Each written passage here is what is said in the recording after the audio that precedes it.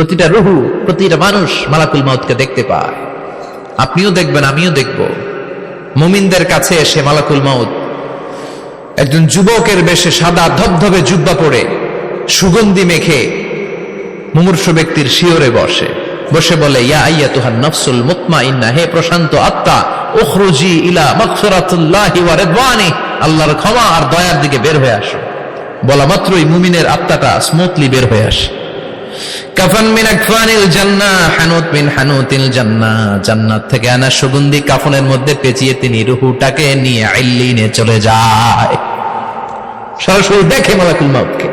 আর যারা ইসলাম বিরোধী, কোরআন বিরোধী, তাদের সামনে এসে মালাকুল মাউত ত্রাস সৃষ্টি করে। আগে ধমক। হাইওয়েতে মাঝে মাঝে ডাকাতি হয় না?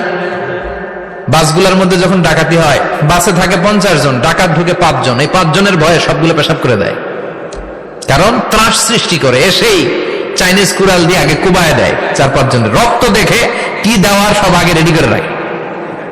মালাকুল মাউত এসে কাফের, নাস্তিক, মুশরিকদের সামনে সেরকম একটা ত্রাস সৃষ্টি করে। ভয়ে লোকটা কাঁপতে থাকে। ওর কাছে ভদ্র ভাষায় কথা বলে না, সুন্দর জামা পরে আসে না, কালো কুচকুচে চেহারা, ভয়ঙ্কর একটা রূপ নিয়ে, আকৃতি নিয়ে ইসলাম বিরোধীদের মাথার সামনে আসে।